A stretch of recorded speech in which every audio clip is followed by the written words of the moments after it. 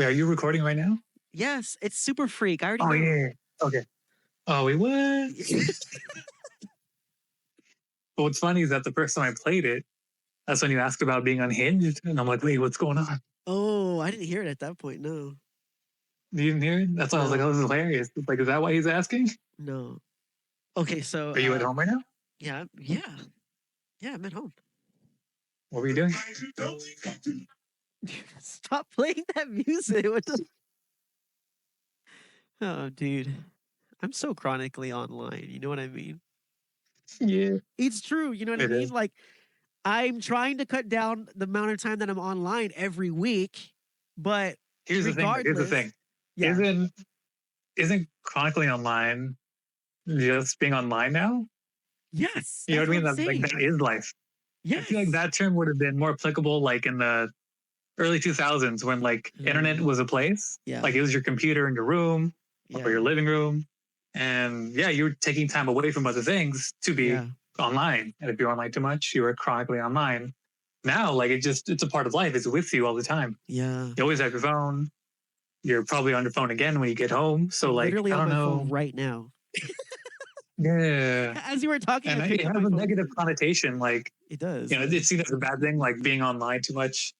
But I mean, I didn't, you know, it is to a degree, but I don't know. It's just life now. You know what I mean? It is just like the movies we saw growing up pointed towards us anyway. Yeah. You know what I mean? Like the futurist movies we saw, like this is how we get there. I think we're in the midway point. Yes. I was going to say that not everybody, but even when I think about it, you know, we think about boomers, like they're addicted to Facebook now. Facebook is just, it's just old people book. You know what I mean? Like, I haven't been on that thing in 4 years. And I was having a conversation with my grandma a couple of months ago, and we were talking about Facebook, and I was like, oh, I haven't been on there in years. And she's like, oh, it's just ads now. It's just like ads and people I don't want to see.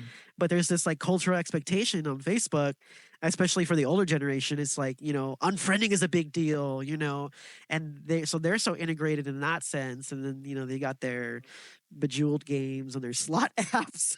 So everybody has a reason to be chronically online, it seems. Yeah. And I think, you know, I mean, I'm fairly confident in making a social diagnosis that more often than not, being chronically online is more harmful than it is helpful.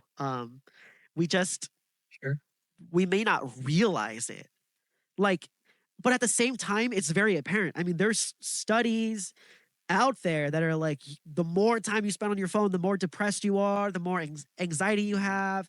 You know, TikTok, literally, as of last week, the last, you know, we're October 16th here.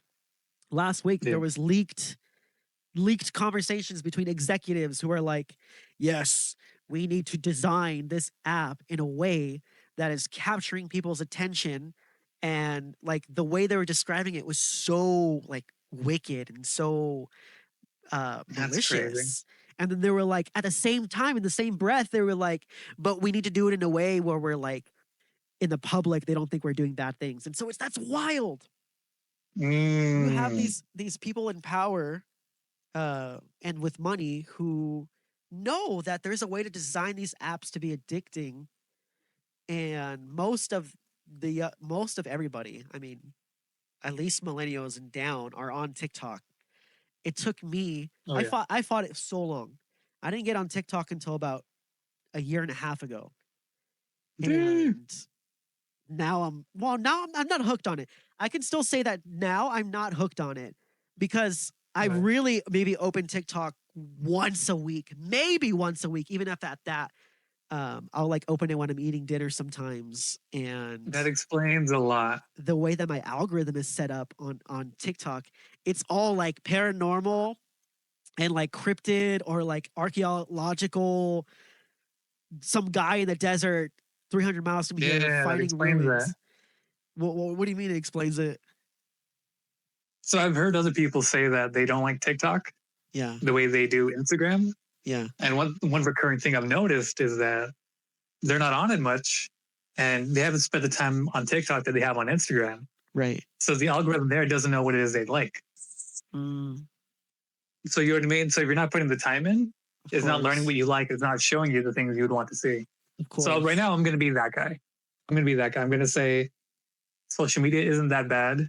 Yeah. Obviously what they're doing and the way they go about it is bad, but just the Mm. idea of being online isn't a bad thing. Or being on the internet too much, I don't think is a bad thing. I get why people get depressed. Like I Yeah. totally get it. If you're seeing like your peers doing better than you are, they're in good shape, or they have better money than you, or they're just living a good life, and you are wherever you are. Like I totally get that. Um, but maybe it is algorithm, but I Yeah. don't see things that would depress me. Like the Really? things I see are like I see cool things. Like I see like music stuff. I Whoa. see usually music, but music. I see film related things. I see art, a bunch of Sonic shit. On TikTok? Um, both. Okay. Yeah. And yeah, I don't see things that would make me feel sad. And Right. so at this point, because the algorithm wasn't always around, or it wasn't as, No. That's powerful or um, smart. yeah, it wasn't as developed as it is now. Like we were on there before 2015. Yeah. So at that point, like it was very like rudimentary. Like it would just kind of, it was just a feed and it would just show you things that kind of pertain to what you like. And that Yeah. was it. It wasn't as nuanced as it is now. Like now it gets right to it. Like an example is YouTube. So I recently started using my laptop again. I hadn't used it in months because I didn't need to. And in that time, I guess it erased all the cookies I had. Oh. So it was like blank. Like if I bought it new, there was nothing on the home screen. Yeah. So within 5 minutes, and I did this intentionally, I looked up things I would usually look up. And yeah, within minutes, they already showed me things that I would like. I didn't have to sift through anything. Like I could, if I wanted to, just go on my home screen and find things I like rather than like searching for them. But where I was going was that I'm going to be that guy in the sense that it comes down to the person's situation and what it is that they're actually doing on social media because everyone does something different. Right. You know, so like we're really into music. So I'm sure you see music a lot on like Instagram, right? Well, that's debatable, but go on. Okay. Um, okay, you like Nintendo. Do you see Nintendo a lot on your Instagram feed? Yes. Okay, so there we go. Or you tell me, like, what do you see in your feed? Okay, so look, an aside here, really quick. You know, the TikTok's Yeah. executives were literally talking about how they are trying to push like sexy women to men so that they can get brought in, and then the algorithm switches to their interests. But some people never leave that. You know what I mean? So, in other words, for those Mm, who are predisposed to addictions, at least like visual addictions, it's a hellscape. Um, and so, in that mm, sense, it's just plain right evil. But in the broader sense that you're talking about, you are right. Like again, on my TikTok, it you mentioned music, like 50% is emo music. There's this like resurgence of emo music, hardcore, metalcore, and I'm seeing right. that type of content, whether it's like, oh, here's this show from 2008, Warped Tour, or some elder millennial talking about, something. My TikTok is definitely structured in the way where it's things that I like. On Instagram, because I'm really only on Instagram for advocacy. I don't really have I don't have a personal Instagram in the sense that most people do. So I have three different accounts. I have my main account, which is the one most people follow, and like that Mm, discovery, that algorithm is pretty much Nintendo, anime, yeah. All um, right. cute stuff that I want to buy. And then on Yeah. my alternative account, which is probably where I spend most of my time, that is like structured on satire and difficult conversations, sexual positivity, all of the Mm, adult content, like positive adult conversations are held there. And so my algorithm for that one is just memes, shit posting, Yeah. memes, garbage. And then on my personal account, which is basically a dead account, I haven't posted in like almost 2 years there. This was the first Instagram account I made like 3.5 years ago. When my therapist was like, yo, just make an Instagram and just start creating like for you. That was my first attempt, and then the main account I have now that's very successful, that's the second attempt. So my first attempt was like, I'm just going to record myself making coffee and then document like my experience on medication, or what I'm journaling, whatever. That kind of morphed into my personal account. Then I began to kind of post a little bit of what I used to back in the day, of just like personal things, but it very quickly died out. And so I now use that account to essentially farm information for my main account. So the algorithm for that account is all mental health oriented, pop psychology, bite-sized mental health tips. And I basically use that for inspiration to then create content for my main account. So the Instagram, it's clever in that way. Like, it figured out the 3 ways in which I needed to use it, the algorithm. But for the longest time, and I can say this like because I've experienced it, all 3 of those accounts, when I started, they were filled with like TikTok dancers, hot Right. women, and I wasn't Yeah. looking any of that up. Not at all. But then I was watching it because I was like, whoa, something about the way that TikTok dances are, like, they're like construction in the way where they just capture your attention. You know what I mean? Right. And so then it started to snowball from there. And it was just like but then as I began to use my accounts for what I was using them for, then they started to change away. And now I really don't see Yeah. any like content like that, except maybe on my alternative account, the 18 plus one is kind of intermixed with that too, because the discussions on there are adult oriented, or sexual education or sexuality, things like that. So it's a mix Right. there. But yes, I agree that I agree that being online is good. It's a lot of people have found their communities. I mean, think about people who live in rural spaces, rural communities. They've found their communities. The possibilities with the internet is endless. You could learn to code, you could learn to garden, you could learn so much, and basically for free. You I can mean, learn to make coffee.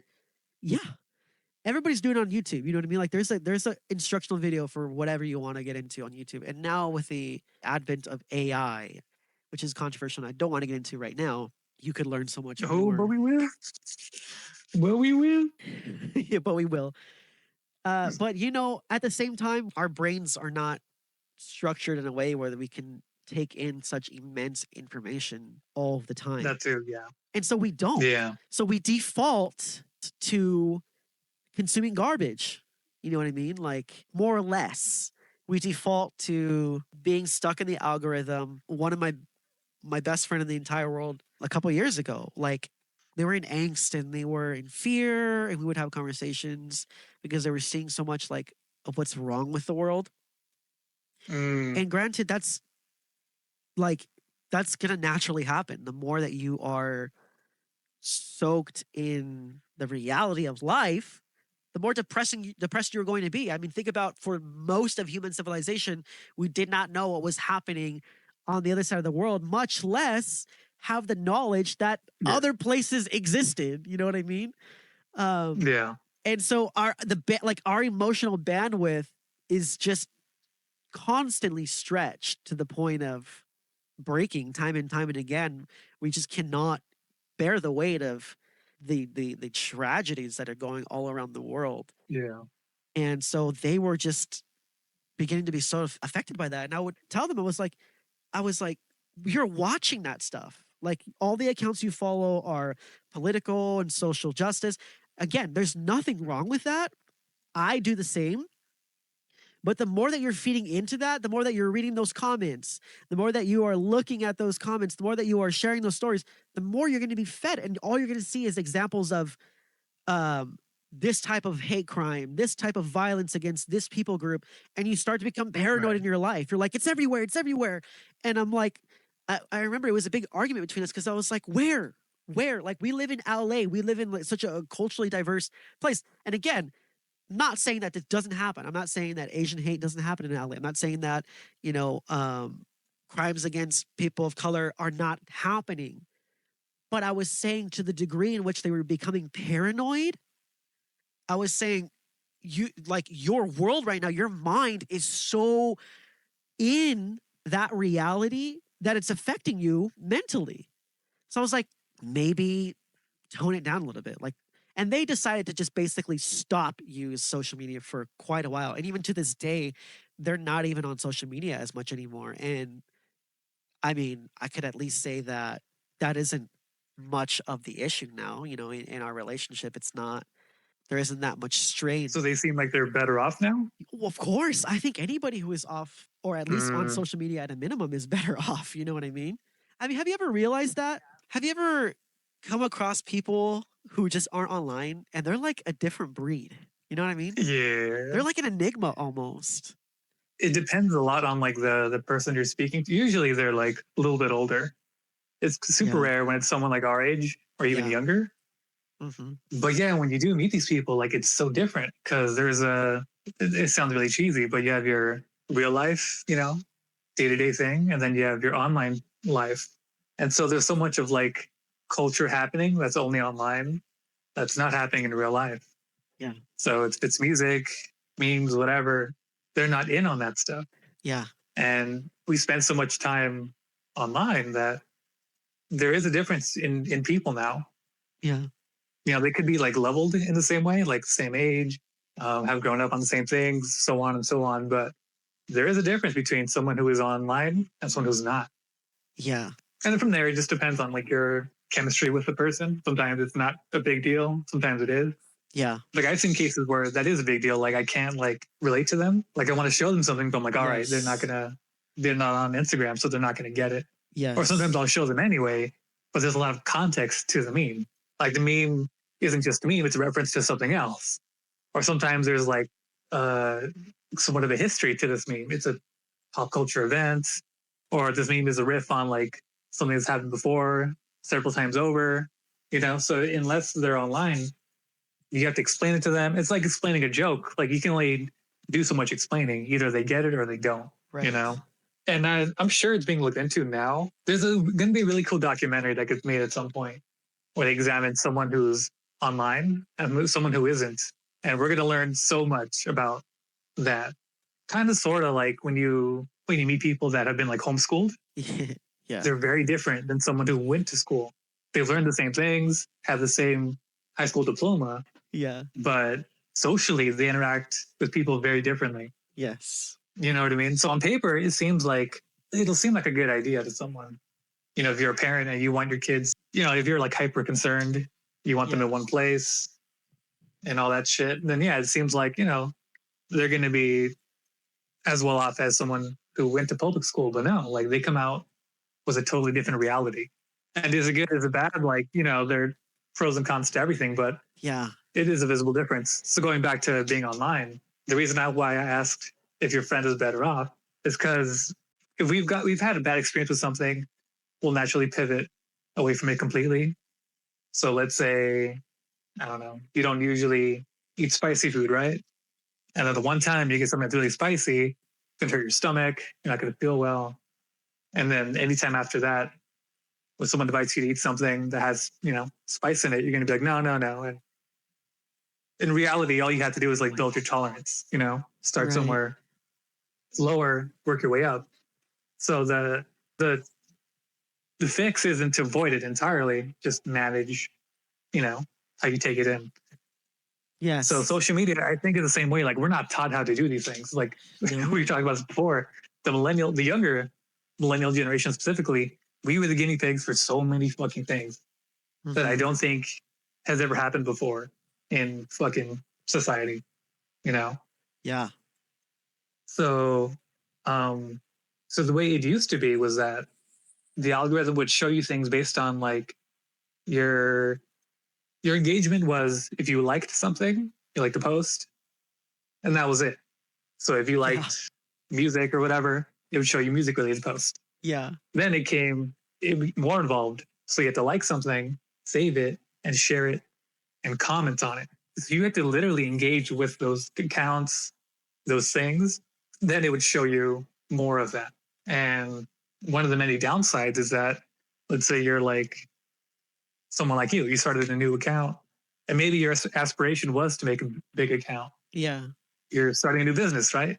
You need Uh-huh. your account to be as big as possible for your business to, to go on. Yeah. But unless, and again, we're not told this stuff, but unless people are like leaving comments on your thing and sharing them and saving them, your account would only go so far. Yes.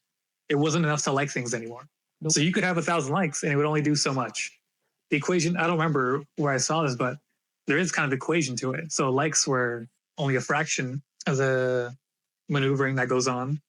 And saving, funny enough, saving a post does a lot more. It counts as like 5 likes. Yeah. Yeah.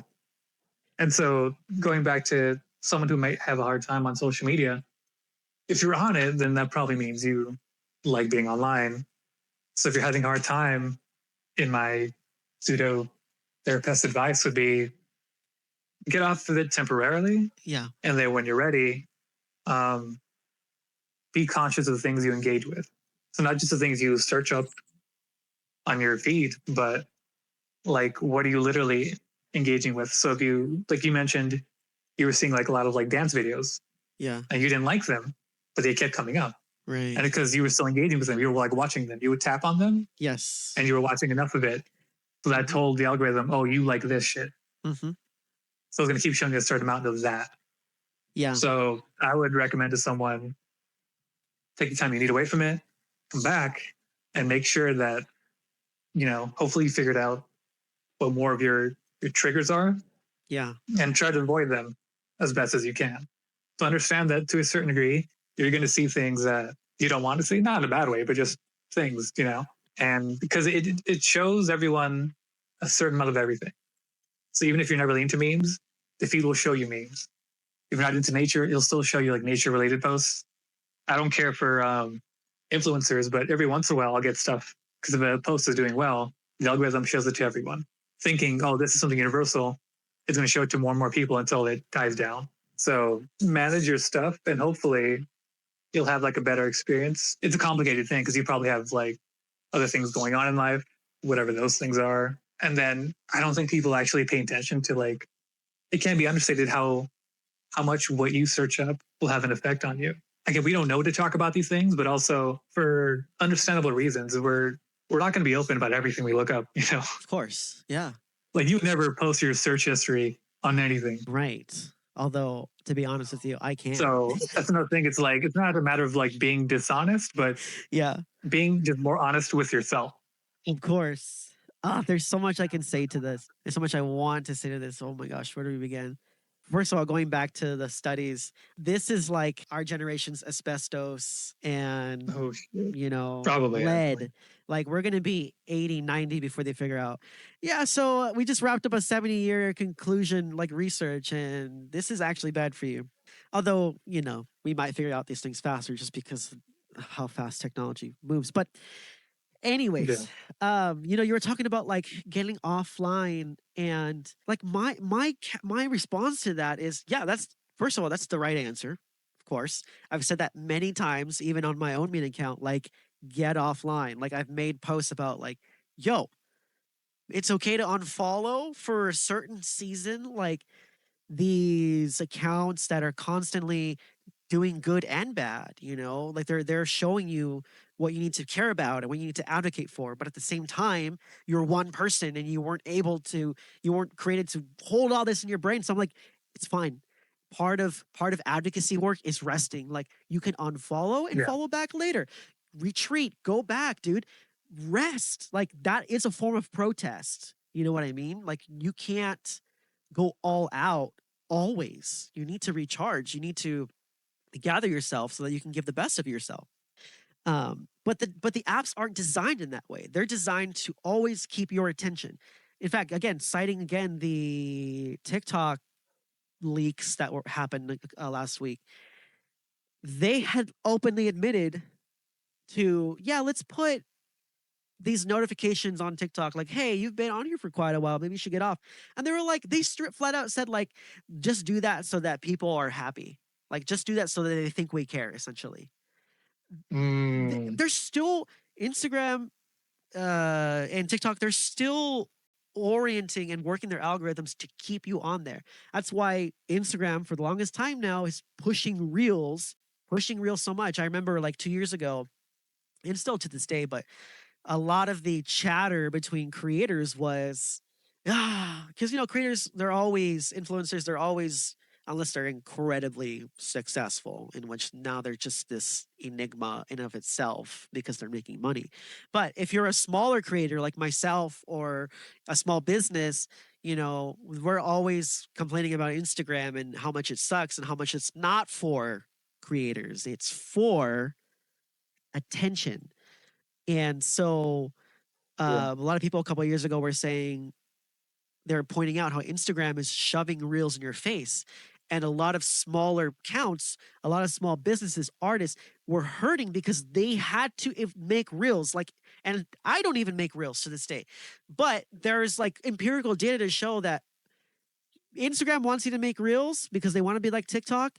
And the only way that your content's going to be seen is by getting into reels. And so nowadays you can find apps, you can find AI, you can find blog posts all about use this song. Right now, this song is trending. And so you've seen this. I mean, people will put this, Espresso by Sabrina Carpenter or, Chapel Roan, whatever. Like the latest song is going to be on the most random reels.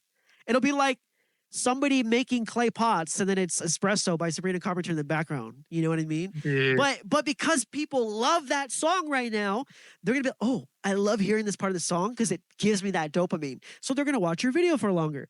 And then I mean, it goes on and on and on. I mean, there's guides on Instagram for creators that say, within the first 3 seconds, you need to capture people's attention, and then you can go into this. Nice. And now we have the way that's evolved, we have like constant captions on screen and then emojis to match those captions. And then there's the running joke of like, here's something important on the top half of the video, and then the bottom half of the video, it's a Minecraft Let's Play. You know what I mean? It's like, and then there's that constant joke of like, that we need this other form of entertainment now to keep our attention for what's important. And so it's easy to say, yo, log off, but not easy to do. You know what I mean? Like, it takes so much willpower because you've got FOMO. You've got the fear of missing out. You're like, I'll cut down my time. You unintentionally brought up like another, I think, 2 bigger problems. So one of them is addiction. Yeah. If you have an addictive personality, you're probably screwed. And you're probably going to need like actual help to like get over this, especially if you had problems with like the way you interact on social media. Oh yeah. Yeah, it's like, people get addicted to naturally addictive things like candy. Cigarettes are designed to be addictive. Alcohol isn't designed to be addictive, but people get addicted anyway. You get addicted to things you like, from what I understand. And so for someone, this could be just as bad as those things, but worse in that you don't pay for it. Oh, yeah. It's all on your phone. You know what I mean? Like, you still have to go buy, sugar's everywhere, but you still have to go buy it. You have to go buy the cigarettes. You have to go buy the alcohol. You have to go out of your way to get it. And with social media, it's right on your phone. If you are an addictive person, you're really going to have the system set up for you and or come to terms with the fact that, like, one, you didn't know you were an addict because you technically weren't doing anything harmful. You weren't doing a drug and you weren't eating a certain way. So you don't know that potentially, but you're probably gonna have to get like actual help to manage that. And if not, like, again, I'm going to speak for myself. Like, if you have hobbies and whatnot, it's a lot easier to log off. And that could be like anything, playing games, exercise, playing an instrument. you like to draw, cook, whatever. And this is where the boomers might be right, is that we didn't, well, not we, but the amount of people who didn't have like in-person hobbies has only grown however much. Oh, yeah. Just over the past 10 years, 20 years. So if you didn't already have a hobby or your hobbies involved you being on your phone, yeah, it is going to be hard to detach from that and to find a thing or things to occupy your mind. Absolutely. And that's going to be the hard part because some people like don't have like a lot of friends, or maybe they don't have siblings. Like if you have siblings, you can always like just play with them, or hang out with them. Yeah. If you don't have either of those things, or maybe you're just not close to your family, like that's when people start retreating into their phones. Yeah. And those are the things that are going to be hard to get through or work through because, yeah, if you don't have a in-person connection with anyone, what are you really going to do? Your hobby only gets you so far. You can go exercise, but you can't exercise for 8 hours a day. You can't cook for 8 hours a day. So it's a lot. And the companies behind social media, they do deserve a lot of blame, but some of it is within your control. Yeah. And at some point, people need to it needs to be taught how to use social media. And what I hate is that I'm sure you've seen this too, where people buy their kids' phones way before they're even old enough to know what to do with them. They'll be like 5 or 6 years old and they have a phone. Like, why does your kid need a phone? Yeah. If it's a matter of safety, the kid is 5. They should be with you in school or with a babysitter. That's it. If safety is a concern, they should be one of those places. If you don't know where your kid is, you're the problem. You know what I mean? Yeah. And along with that is, I don't know why, but parents have always done a really shitty job of helping their kids manage technology. So like for us, we have like relatively young parents. So they didn't grow up with like phones or anything, but they grew up with like almost with video games. So for a good chunk of their lives, they've known what video games are, but they never like really bothered to figure out how this works and how to discipline their kids in using anything revolving technology. So what parents usually do is that they sit them down in front of the TV, let them play, and that's it. That's why you see all these parents complaining about violence, is that they were buying their kid whatever game they wanted. So yeah, your kid's gonna ask you for that gnarly game that's rated M for mature, has all kinds of crazy violence, and now you have this directed hostility towards gaming where it's you as a parent. You never took the time to like figure out what's in the games or took the time to really get to know your kid to know maybe my kid shouldn't be playing for too long. And that hasn't gone away. Like I used to work in retail and I'll see even younger parents still not really applying or even giving thought to what they've been through. So there's a whole generation of parents now that don't have the excuse of like, well, when I was a kid, we didn't have any of this. They grew up with it for most of their lives. So it wasn't around when they were 5 or 6, but it was around when they were in their teens, Yeah. So that's another huge problem that extends past social media. It's the way we are with technology. Yes. So even if you remove the algorithm, so let's say another social media company came out and they were trying to be the good company, you're still going to have people addicted to it because that's how we are now. Yeah. And we already have a thing at play where people are just used to being on their phones. So if they're not going to be on Instagram, they're already wired to be on their phones anyway. What do you make of all that? I mean, I agree with everything there. And even, Gen Z are having kids now. So they really don't have an excuse because they really grew up with technology. And I agree. You have autonomy. You have free will. You can choose to get off. You can choose to lessen the amount of time that you're using these things 100%. Is it easy? No. Some people can go cold turkey and stop smoking, stop drinking like nothing. great, more power to them, but that isn't everybody. You know what I mean? And like you said, cigarettes are designed, like I said, processed foods are designed. It's all designed in a way keep you hooked, to keep you, because it's so easy. It's like we think in our head, we can't see the immediate. We can't see the immediate downsides, and that's why what I would say is, and what I try to do online is stress the importance of community. You know what I mean? Like, we live in a hyper individualistic culture where, yes, individualism is important. It's important to have your own likes, your own identity, your own expressions. All those things are important. We put too much stress on individual freedom at the expense of community. And I don't believe that we were ever created to be independent. I believe that we were created to be interdependent. So reliant on one another, but still solely unique. And that's why I stress the importance of community. It's like, yo, you got to tell your friends. You have to tell each other. But at the same time, you also have to be open to receiving criticism, helpful criticism, you know? Constructive criticism. Constructive criticism. Yeah. But the default is always to take everything so personally. The default is to, we don't think that person's trying to help us, or we have too much pride, or whatever. I mean, there's so many Or they're being negative. Yeah, they're being negative. You don't know me. You don't know how much time I'm spending, blah, blah, blah, blah. And that's why, like, I think community needs to be stressed again. And I love, I was just having this conversation last week. I love, this is an increasing trend among Gen Z, right? Like, they're using dating apps less. They're using Tinder less.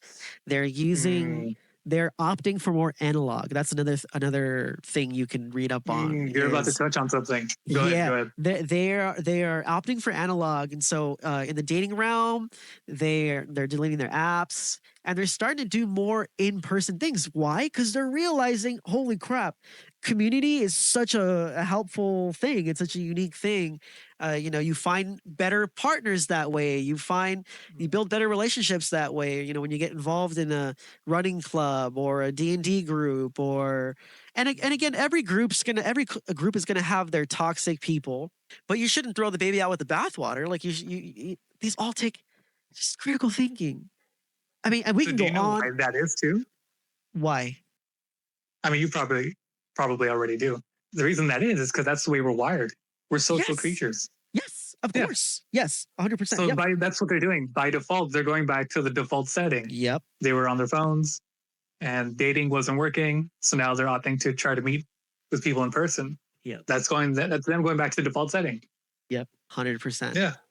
Absolutely. Another thing too that you kind of were sort of getting into is that being in the United States, we're taught about like the individual and like you can do anything yourself, and all the great people who have done things did things themselves. Actually, no one does anything by themselves. Yep. Ever. Yep. Even the good person you like, or the good people. Yeah. Whoever they are, they didn't do the thing by themselves. Heck yeah. For example, you like an artist, right? They more than likely didn't teach themselves how to play all on their own. Even if they did, they didn't teach themselves how to record on their own. Right. Even if they bought their own equipment, at some point, someone intervenes and helps them along the way. So right there, not on their own. After that, you have to have someone who's willing to like get your music out there one way or another. Eventually someone comes in and sees your 1,000 followers and they go, oh, cool. Let me help you. Sometimes they end up being a manager, whatever. At some point, it's another person. Eventually, you need someone who helps you manage your day-to-day shit. It's another person involved. And it goes on and on. So no one does anything on their own, ever. Yeah. And this is not a new concept. Yeah. The natives had a thing called, they had a term for it, but they understood that that's how things are done best, but also that's just how things are. Yep. We do things with the help of other people. Of course. And as part of the colonial process, all those things are removed. Oh, yeah. And replaced with like inherently, not just toxic, but just like inferior ways of going about things. Oh, yeah. So this being one of them, you're taught the lie that if you want to, you can do everything on your own, but no, like you can't. Oh, example here, like we're on the podcast, it's 2 people on the podcast. You're putting together a collective, and then the stream you do is with another person. And that person's also helping you a lot on that end. So right there, like, and you might be the face of it, and you might be the brainchild, but execution comes with a lot of other people. And none of that is a bad thing. That just, no. one is not a bad thing. And then two, that's how anything has always been ever. And I don't know if people know that. There's a TikTok guy. I'm going to plug him in. I think he goes under the name of Vatica. He's a white dude with a shaved head. And he usually talks about musicians. And he'll go back in their history. And it's not always the people you think it is. So usually you look at like the pop artists and go, well, they didn't do it on their own. They had parents or, Nepo they babies. knew someone. Yeah. Or Nepo baby, right? But it'll be people that you like Blink-182. They didn't grow up.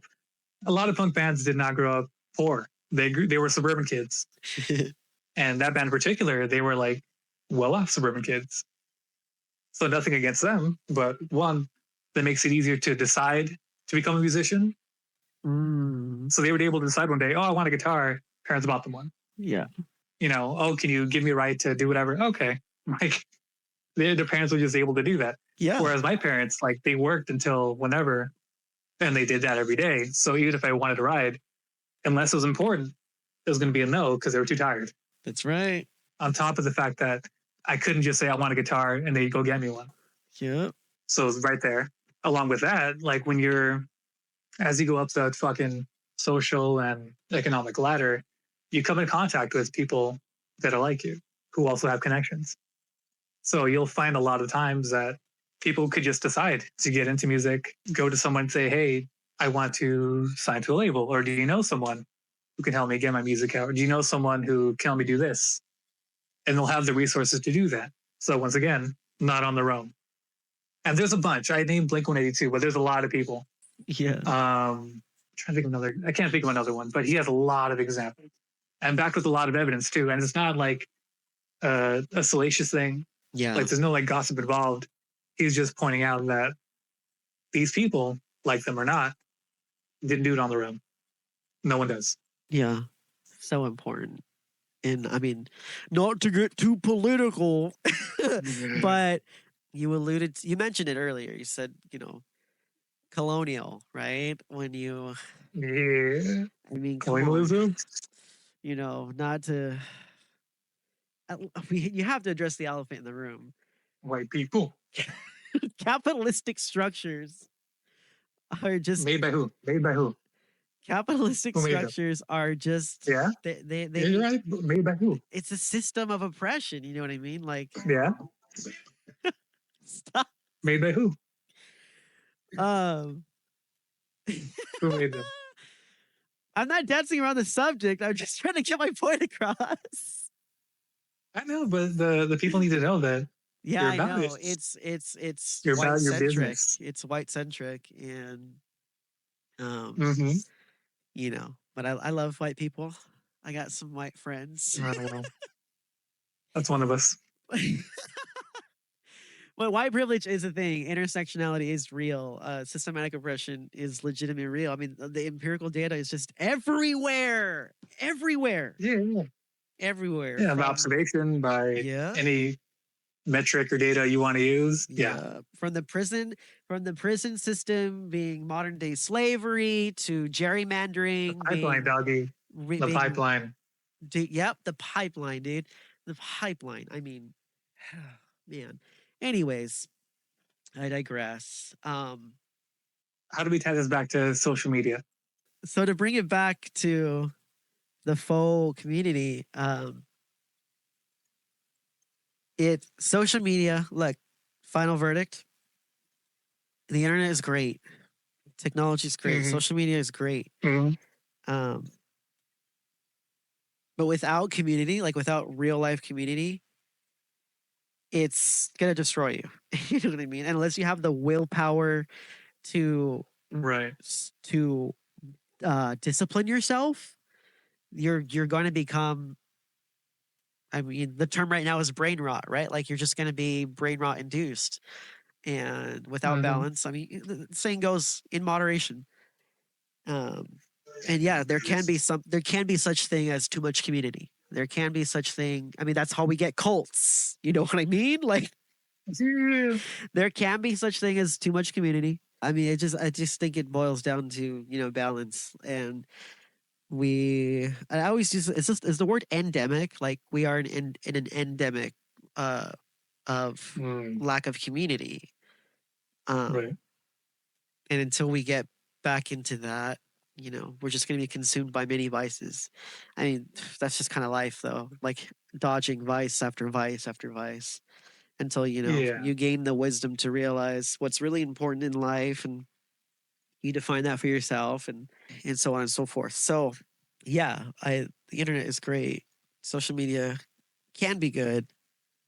Um, there are a lot of really bad things happening in the world. Hey, it's Michael here. Sorry for that jump scare. I decided to end this episode right here because we talked for a total of 2 hours and 41 minutes. So I'm just going to cap this one here at around 50 minutes and then edit the rest of the 2 hours or so into maybe another episode or two. I hope you guys enjoyed listening to us shoot the shit, and I would love to hear any feedback that you guys have for us. Thanks for listening, and we'll see you on the next one.